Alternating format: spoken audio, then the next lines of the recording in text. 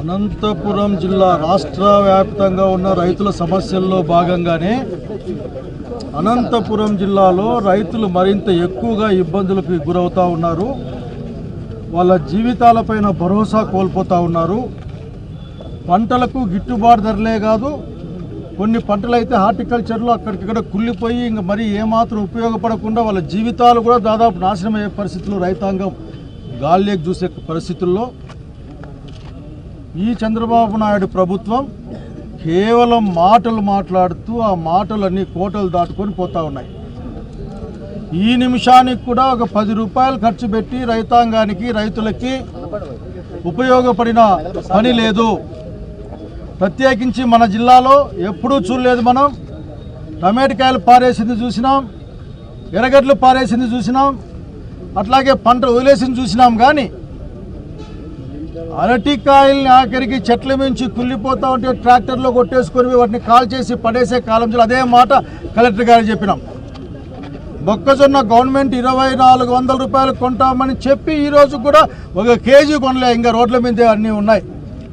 1600కు పట్టుకోమంటే పట్టుకోవడంలే. కనుక ప్రభుత్వానికి మీరు చెప్పాలా, ప్రభుత్వంలో మీరు భాగస్వామ్యం అని ఆయనకు చెప్పడం జరిగింది. నేను చంద్రబాబు నాయుడు గారికి చెప్తా ఉన్నా, మీరు ఎవరి కోసం పనిచేస్తూ ఉన్నారు, ఎవరి కోసం రాజకీయాలు చేస్తూ ఉన్నారు మాకేం అర్థం కాదు. ఎంతసేపు మీరు భూములు అమ్ముకుందాం ప్రజలు అనే ఒక ఆలోచన తప్ప రైతులకు ఆఖరికి ఏమైనా చేద్దామన్న మాట లేదు. ఒక 1000-2000 కోట్లు పెడితే రైతుల కష్టాలు కొద్దిగా అన్నా తీరుతాయి. 1000-2000 కోట్లు పెట్టలేని పరిస్థితుల్లో వీళ్ళు ఉన్నారా? వాళ్ళ ఈమాలకైతే అంటే 100 ఖర్చులు, వాళ్ళ ప్రచారానికి అయితే ఉంటుంది 100 ఖర్చులు. వాళ్ళు ఇష్టపడితే ఆఖరికి ఆ నమస్కారాలు పెట్టే యోగా డేలకు కానీ లేక అటువంటి జిఎస్టీ ఆ మీటింగులకు కానీ దాదాపు ఒక 500-600 కోట్లు ఖర్చు పెడతారు. పైసా కూడా లాభం లేని ప్రధానమంత్రిని పిలిపించుకొని ఆఖరికి అమరావతిలో మళ్ళీ 200 కోట్లు పెట్టి మీటింగ్ పెడతారు. అంటే ఈ విధంగా ఆఖరికి మీ యొక్క స్వార్థమైన ఆలోచనల కోసం తప్ప జనం కోసం లేరు మీరు. ఆ లూలు వాళ్ళకి 99 పైసలకి ఇవ్వడం ఎట్లా, రహేజా వాళ్ళకి 99 పైసలకి ఇవ్వడం ఎట్లా, దాంట్లో ఏ విధంగా అడ్జస్ట్మెంట్లు చేసుకోవాలి, మేము ఏ విధంగా అనేక అంశాలతో మీకిది మాకిది అని మాట్లాడుకోవాలో అనే విషయంలో తప్ప మీకు ఇంకో దాంట్లో ఏమాత్రం ఇంట్రెస్ట్ లేదని ఈ రాష్ట్రంలో ఉన్న ప్రజలందరూ భావిస్తూ ఉన్నారు. ఆ విషయం మీకు చెప్తా ఉన్నాం. ఏం కొనలేరా? జగన్మోహన్ రెడ్డి గారిని గుర్తు తెచ్చుకోండి. మీరు నేను మా నాయకుడు కాబట్టి మాట్లాడడంలే. పోయిన కాలంలో ఇట్లాంటి కష్టమే వస్తే పొలం దగ్గర ఆఖరికి బూడిద గుమ్మడికాయలు కూడా కొనుక్కొని అమ్మే కార్యక్రమం లేకపోతే ఇచ్చే కార్యక్రమం నాకు గుర్తుంది. ఏం మాట్లాడుతున్నారు? ఆఖరికి 10 రూపాయలు ఖర్చు పెట్టి చప్పట్లు కొట్టుకోవడం, ఒకరినొకరు పొగుడుకోవడం, విపరీతంగా ఉందని చెప్పుకోవడం. కనుక ఇవన్నీ మంచిది కాదని ప్రభుత్వాన్ని హెచ్చరిస్తూ ఉన్నాం. కందికి కూడా ఈ మధ్య పండుగ అదేమేదో అర్థం కావడంలే.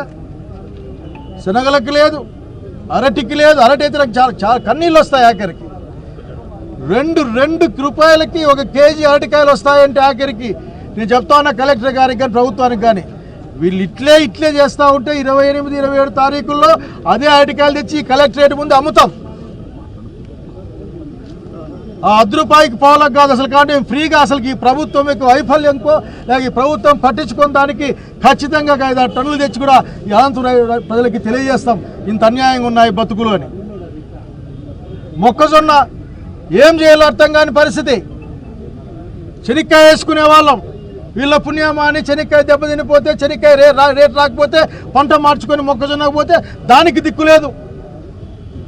రైతే దిక్కులేని వాడైపోతూ ఉన్నాడు. వీళ్ళ పరిస్థితి అంతా భూములు ఎట్లా అమ్ముకోవాలా, ఎట్లా మీటింగ్లు పెట్టుకోవాలో. మొన్న ఏదో 4వ మీటింగ్ పెట్టినాడు పారిశ్రామికవేత్తలతో, ఏదో పెట్టుబడిదారులతో మీటింగ్. 4వ మీటింగ్ అది.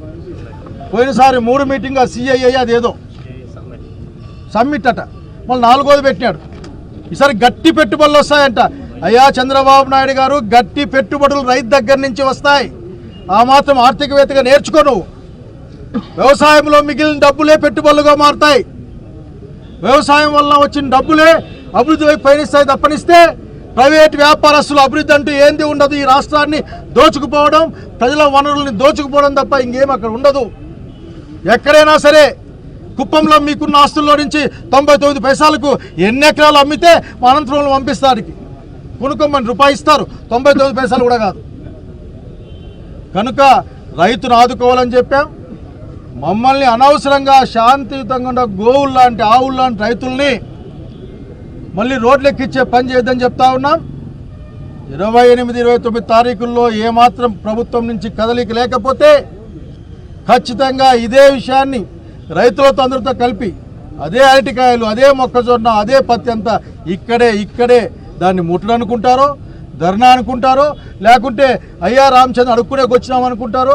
మీరేమైనా అనుకోండి, ఈ అధికార కేంద్రం ద్వారా ఆ ఒత్తిడి ఉంటుందనే విషయాన్ని తెలియజేస్తూ ఉన్నాం. ఆఫీసర్లు ఢిల్లీకి పోయి చెప్పిన మాట నాకు ఆశ్చర్యం వేసింది. వాళ్ళు 15 రోజుల్లో వచ్చి కొనుక్కుంటారంట. ఢిల్లీ వాళ్ళు వచ్చి వీళ్ళు 15 రోజుల్లో ఇంకా అమ్మాల్సింది చెత్తే. ఇంకా చెత్త లేక కుళ్ళిపోయింది తెచ్చి అమ్ముకొని పోవాలా. బహుశా ఏమన్నా ఎరువుకు పనికి వస్తుంది మాకరికి. ఇటువంటి ఆలోచన లేని పనులు చేస్తూ ఉన్నారు. చంద్రబాబు నాయుడు ప్రభుత్వానికి చెప్తా ఉన్నాం, రైతు ఏడిస్తే ఈ రాష్ట్రానికి మంచిది కాదు. ఈ రాష్ట్రం రైతులదే, ఈ రాష్ట్రం వ్యవసాయవేత్తలదే తప్ప పారిశ్రామికవేత్తలది కాదు. పారిశ్రమలు ఉంటే ఉండొచ్చు కాక. కనుక రైతుని కాపాడుకోవాల్సిన బాధ్యత ప్రభుత్వాన్ని.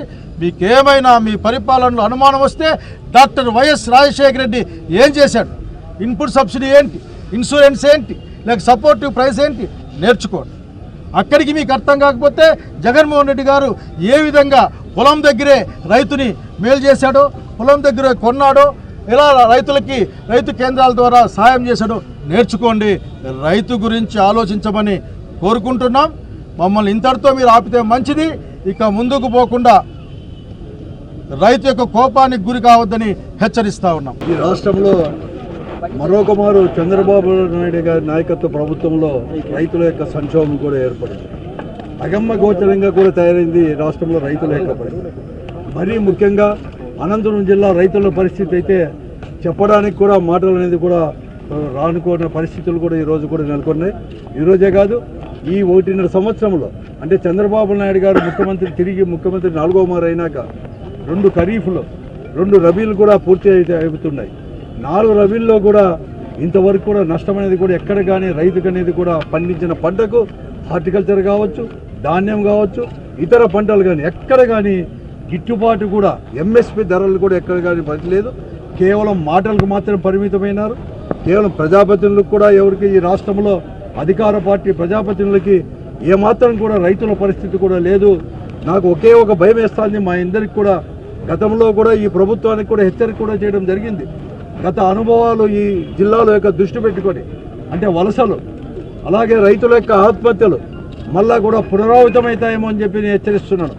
ఎందుకంటే చంద్రబాబు నాయుడు గారు గతంలో ముఖ్యమంత్రిగా ఉన్నప్పుడు కూడా ఈ జిల్లాలో వలసలు ఆత్మహత్యలు అనేది కూడా కోకొల్లలు కూడా ఆ రోజు కూడా అనేక రకాల కూడా ఆ రోజు కూడా అనేక ఆందోళనలు కూడా చేపట్టడం కూడా జరిగింది. అటువంటి పరిస్థితి ఈరోజు రావడం జరిగింది. రైతులు ఏదైతే ఎందుకంటే అనంతపురం జిల్లాలో పండించిన అరటి అనేది కూడా చాలా నాణ్యమైనది. విదేశాలకు కూడా ఎక్స్పోర్ట్ చేసే నాణ్యత కలిగిన ఈ అరటి కేవలం ఈరోజు ఈ టన్ను వచ్చేసి 22-25 రూపాయలు పలికే ధర, అరటి ధర ఈరోజు 1000 రూపాయలు, 2000 రూపాయలు. అదే వినియోగదారులు కొంటామంటే 40-50 రూపాయలు తక్కువ లేకుండా పరిస్థితి కూడా ఈరోజు ఉన్నాయి. కూడా ప్రభుత్వానికి మాత్రం మేము ఎన్ని మార్లు చెప్పినా రైతులు మొరబెట్టుకున్నా కూడా చీమ కుట్టలేని పరిస్థితి, చీమ కుట్టినట్టు కూడా లేని పరిస్థితి ఈ రాష్ట్రంలో నెలకొని ఉంది. ఈ విషయాన్ని మేము కలెక్టర్ ద్వారా మేమందరూ కూడా వైఎస్ఆర్ కాంగ్రెస్ పార్టీ తరఫున మేము హెచ్చరించడం కూడా జరిగింది. ఈ ప్రభుత్వాన్ని కలెక్టర్ ద్వారా వెంటనే అరటి అనేది కూడా ఉండేది అంటే రెండవ పంట ఉండే అరటిని వెంటనే కొనడానికి, అలాగే మొదటి పంట వచ్చేది కూడా ఈ డిసెంబర్ ఆఖరిలో వస్తుంది కాబట్టి కొనడానికి వెంటనే కూడా ప్రభుత్వమే కొని, ఎందుకంటే గతంలో కూడా జగన్మోహన్ రెడ్డి గారు ముఖ్యమంత్రిగా ఉన్నప్పుడు కరోనా సమయంలో కూడా ఇదే రంగయ్య గారు కూడా పార్లమెంట్ సభ్యులుగా ఉండి ఆదరణ కూడా ప్రత్యేకమైన రైలు వేసి అవసరం వస్తే కొని కూడా ప్రభుత్వమే కొని కూడా ఈరోజు హాస్టళ్లకో లాంటి ఉచితంగా కూడా ఇచ్చిన ఉదంతాలు ఎన్నో కూడా ఉన్నాయి. అటువంటిదే చేయాలని చెప్పేసి, లేకుంటే తీవ్రంగా కూడా రైతులు రోడ్లెక్కే పరిస్థితి కూడా వస్తుందని చెప్పేసి ప్రభుత్వాన్ని కూడా హెచ్చరిస్తున్నాం. అంతేకాదు ఈరోజు మొక్కజొన్న కూడా ఎంఎస్పి రేటు 2400 ఉంటే ఈరోజు 1650కో 1700కో కొంటా ఉన్నారు. అలాగే సజ్జ బజరా కూడా ఈరోజు కూడా 2775 రూపాయలు ఎంఎస్పి రేటు ఉంటే 1600కు కూడా కొనే పరిస్థితి కూడా ఈరోజు కూడా లేదు. పత్తి రేటు అలాగే ఉంది. కేవలం పత్తి కొంటామని చెప్పేసి పెద్దడుగులో ఒకటి, అలాగే గుత్తిలో సెంటర్లు ఓపెన్ చేసి ఒక రోజు మాత్రమే కొని ఈరోజు విడిచిపెట్టిన వైనం ఇవన్నీ కూడా మేము చూస్తున్నాం. కాబట్టి ఈరోజు నేను హెచ్చరిస్తున్నాం. ఇప్పటికే మేము అందరూ కూడా చెప్పడం జరిగింది కలెక్టర్ ద్వారా.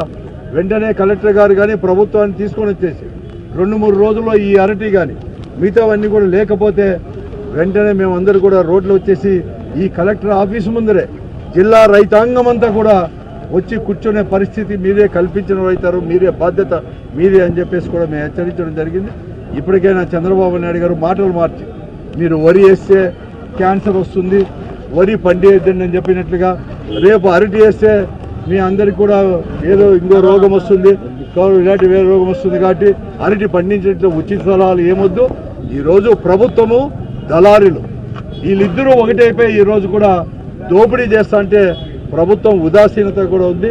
ఇప్పుడే శైలనాథ్ గారు చెప్పినట్లుగా భూములు 99 పైసలకు అమ్ముతా అంటే ఇంత పెద్ద కోర్టు విలువ చేసే భూమి ప్రభుత్వమే 99 రూపాయలకు అమ్ముతుంటే 99 పైసలకు అమ్ముతుంటే మీరు రూపాయికో కేజీ ఎందుకు అరటి పండ్లు అమ్మకూడదు అన్నట్లుగా ఈరోజు ఈ ప్రభుత్వం కూడా వ్యవహరిస్తుంది. హెచ్చరిస్తున్నాం చంద్రబాబు నాయుడు గారికి కానీ వారందరూ కూడా ప్రజలు వెంటనే కూడా చర్యలు చేపట్టి రైతులను ఆదుకోవాలని చెప్పేసి జిల్లా రైతంసారి మా పార్టీ తరఫున ధర్నా చేయడానికి వచ్చినప్పుడు ఇక్కడే ఇదే కలెక్టరేట్ గేట్లో మేమంతా ధర్నా ఎండల్లో నిలబడి చేస్తూ ఉంటే తెలుగుదేశం పార్టీ వాళ్ళు పెద్ద ఫ్లెక్సీ వేసి ఉన్నారు. రైతులకు ఏమేం చేస్తూ ఉన్నారు, ఎంత ధర ప్రకటించి ఉన్నాము, ఏం జరుగుతుందని. ఈరోజు ఫ్లెక్సీ చేయండి. అరటికి ఎంత ధర ఇస్తున్నారో మీరు ఫ్లెక్సీ చేయండి. మొక్కజొన్న కనీస మద్దతు ధర ఎంత ఉందో మీరు ఫ్లెక్సీ చేయండి. ఈరోజు కొంటున్న ధర ఏందో చెప్పమనండి.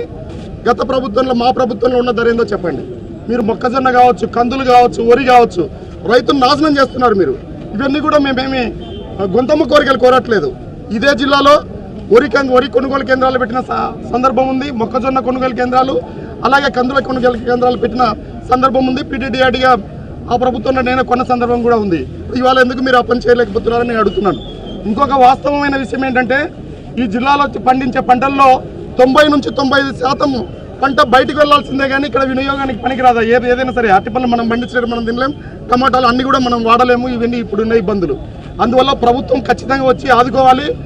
ఏదైతే కనీస మద్దతు ధర అంటే ఏంటంటే దానికంటే తక్కువ ఇస్తే రైతు ఇబ్బంది పడతాడని కదా ప్రభుత్వం ప్రకటించి ఉంటుంది. ఆ ధర దగ్గర మీరు కొని తీరాలి. ఎప్పుడో మీరు 15 రోజులకు 16 రోజులకు కొంటామంటే ఈ లోపు చాలా నష్టం అవుతుంది. జస్ట్ మిమ్మల్ని వ్యాపారం చేయమని మేము అడగట్లేదు. ప్రభుత్వము కొనుగోలు కేంద్రాలను స్టార్ట్ చేస్తున్నాం. అది ఏ ప్రాంతాల్లో అనేది మీరు ప్రకటిస్తే ధైర్యంగా రైతు అమ్ముకోకుండా ఉంటాడు. ఇప్పుడే పక్క రాష్ట్రాలకు వెళ్ళి రైతు చాలా ఇబ్బందుల్లో పడుతున్నాడు అమ్ముకోవడం విషయంలో. అందువల్ల మేము గట్టిగా డిమాండ్ చేస్తున్నాం. వచ్చే సోమవారం రోజునే కళ్యాణదుర్గంలో కూడా RDO ఆఫీస్ ముందు ఇదే పంటల మీద కనీస మద్దతు ధరతో కొనాలనే విషయం పైన మేము ధర్నాకు కూడా దిగుతున్నాం. సరిగ్గా గత సంవత్సరం నవంబర్ నెలలో అనంతపూర్ జిల్లాలో హార్టికల్చర్ కాంక్లేవ్ అని చెప్పి మంత్రులు, రాష్ట్ర ప్రభుత్వ అధికారులు అందరూ వచ్చి హార్టికల్చర్కి అన్ని రకాలైనటువంటి ప్రోత్సాహకాలు అందిస్తాం, మీరు పెద్ద ఎత్తున సాగు చేయండి, అనంతపూర్ జిల్లాకు హార్టికల్చర్ ఒక హోప్ అన్నట్టుగా చెప్పడం జరిగింది.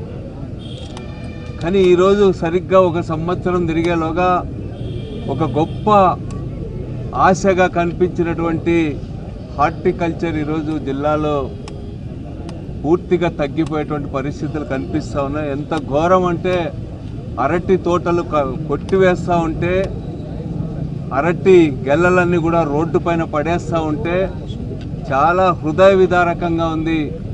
మనుషులకు ఎంతో ఆరోగ్యవంతమైనటువంటివి ఈరోజు పశువులకు వేస్తున్నటువంటి పరిస్థితి చాలా దారుణంగా ఉంది. ఇప్పుడు ఈ ప్రభుత్వం చాలా విజనరీ చంద్రబాబు నాయుడు అని 24 గంటలు బాకాలు ఊపుతూ ఉంటారు. మీ విజన్ ఏమైందని చెప్పి నేను అడుగుతా ఉన్నా. మీకు తెలియదా ఈసారి అరటి రైతులు ఈ పంటలు పండిస్తే ఎంత రేట్ రాబోతుంది, మొక్కజొన్న ఎంత విస్తీర్ణంలో పెరిగింది, మొక్కజొన్న ధరలు ఏ విధంగా తగ్గిపోతూ ఉన్నాయి, ఇతర పంటల గురించి కూడా మీకు విజన్ లేదా అని చెప్పి నేను అడుగుతా ఉన్నా. విజన్ లేక కాదు, మీకు ధ్యాస లేదు. అసలు వ్యవసాయం అంటేనే పూర్తిగా నిర్లక్ష్యం. ఇదొక దండగనేటువంటి ఆలోచన విధానం వల్లనే ఈరోజు రైతుల్ని ప్రకృతి దయాదాక్షిణ్యాలకు వదిలివేస్తూ ఉన్నారు. నిజంగా వేల కోట్ల రూపాయలు ఎగుమతులు మనం హార్టికల్చర్ ద్వారా ఈరోజు చేస్తూ ఉన్నాం. మన జిల్లాకి ఎంతో ప్రాణప్రదంగా ఈరోజు ఉంది.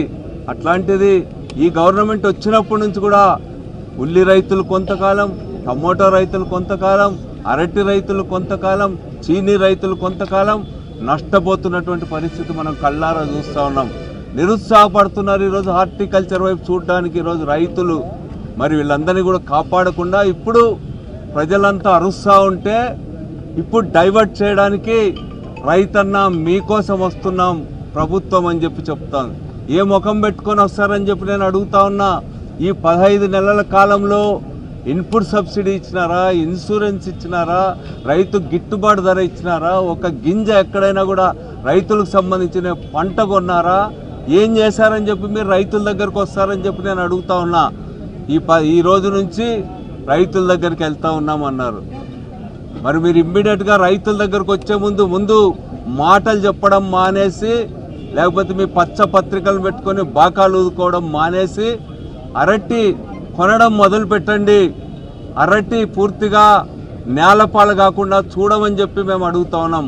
మొక్కజొన్న ఈరోజు 4.5 లక్షల ఎకరాల వరకు వేసినారు. ఇది చాలా మంచిది. ఈ యొక్క క్రాప్స్ డైవర్సిఫై చేయమని మనమే చాలా ఏళ్ళుగా చెప్తా ఉన్నాం. ఈరోజు శనక్కాయలు నష్టం వస్తున్నాయని చెప్పి మొక్కజొన్న వేసుకుంటే మొక్కజొన్న పంట ఈరోజు 1500-1600 కూడా కొనే పరిస్థితి లేదు. మేమున్నప్పుడు ఒక్కసారి గుర్తు చేసుకోమని చెప్పి చెప్తా ఉన్నాం. ప్రతి నియోజకవర్గంలో కూడా వైఎస్ఆర్ కాంగ్రెస్ పార్టీ అధికారంలో ఉన్నప్పుడు కొనుగోలు కేంద్రాలు ఏర్పాటు చేసి ప్రతి గింజను కూడా రైతు నుంచి కొన్నాం. 3000 కోట్ల రూపాయల ధరల స్థిరీకరణ నిధి ఏర్పాటు చేసి మార్కెట్లో జోక్యం చేసుకొని ప్రైవేట్ మార్కెట్ దయాదాక్షిణ్యాలకు పోకుండా రైతులను కాపాడే ప్రయత్నం చేశాం మేము. ఈ గవర్నమెంట్కి ఎక్కడ విజన్ ఉంది, రైతుల పట్ల బాధ్యత ఎక్కడుందని చెప్పి నేను అడుగుతా ఉన్నా. అందుకనే ఈరోజు మాటలు మాని ఈరోజు కార్యాచరణకు పూనుకోమని చెప్పి ప్రభుత్వానికి కలెక్టర్ ద్వారా మేమందరం కూడా విజ్ఞప్తి చేయడం జరిగింది.